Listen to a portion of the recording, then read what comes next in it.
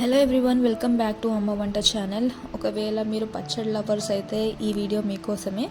ఈరోజు నిల్వ ఉండే టొమాటో పచ్చడి ఎలా పట్టుకోవాలో చూద్దాం. మేము ఇక్కడ 3 kgs టొమాటోస్ తీసుకొని అవి బాగా వాష్ చేసి బాగా తుడుచుకున్న తర్వాత చూపించిన విధంగా ముక్కలు కట్ చేసుకున్నాము. ఈ ముక్కలు ఇక్కడ మేము బకెట్లో ఊరబెట్టుకుంటున్నాము. ఒక హాఫ్ లెవెల్ వరకు వచ్చిన తర్వాత టొమాటోస్ దానికి ఒక సాల్ట్ యాడ్ చేస్తున్నాము. ఇక్కడ 1 cup ఆఫ్ సాల్ట్ యాడ్ చేస్తున్నాము. ఇలా ముక్కలన్నిటికీ సాల్ట్ పట్టించుకొని మొత్తం అన్ని టొమాటో ముక్కలకి బాగా సాల్ట్ పట్టేలాగా చూసుకున్న తర్వాత ఇవి మేము ఒక 3 days ఊరబెట్టాము.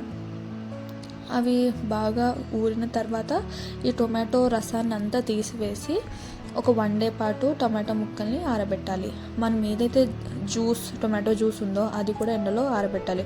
ఒకవేళ ఎండ ఎక్కువ వచ్చినట్టయితే 1 day సరిపోతుంది.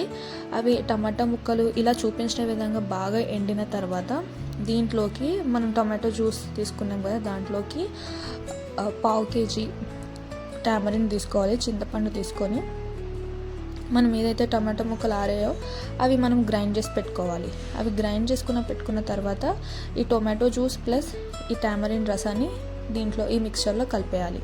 తర్వాత దీంట్లోకి ఇక్కడ చూపించిన విధంగా కప్లో కారం తీసుకోవాలి. ఇక్కడ మాకు ఆరిన తర్వాత 5 cups ఆఫ్ టొమాటోస్ అయ్యాయి. సో ఈ చూపించిన విధంగా ఈ కప్లో ఒక 1 cup కారం తీసుకుంటున్నాము. అండ్ మనం ముందు సాల్ట్ యాడ్ చేసుకున్నాం కాబట్టి తగినంత సాల్ట్ యాడ్ చేసుకోవాలి.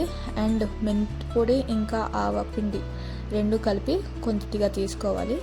ఇవి యాడ్ చేసుకున్న తర్వాత బాగా ప్రాపర్గా మిక్స్ చేసుకోవాలి ఇక్కడ చూపించిన విధంగా. ఒకవేళ మీరు కారం ఎక్కువ తిన్నట్టయితే ఇంకొద్దిగా కారం యాడ్ చేసుకోవచ్చు. యాడ్ చేసుకున్న తర్వాత మళ్ళీ ఇంకొకసారి మనం టామరిన్ వేసాం కదా, మళ్ళీ ఇంకొకసారి గ్రైండ్ చేసి పెట్టుకోవాలి. మళ్ళీ స్మూత్ కన్సిస్టెన్సీలో వచ్చేదాకా మళ్ళీ ఇలా చూపించిన విధంగా గ్రైండ్ చేసి ఏదైనా బౌల్లోకి మీరు స్టోర్ చేసుకోవచ్చు. ఇది ఫ్రిడ్జ్లో పెట్టుకొని మీకు కావాల్సినప్పుడు తాలింపు వేసుకొని తినడమే. And please do like, share, subscribe to అమ్మ వంట ఛానల్. Thank you.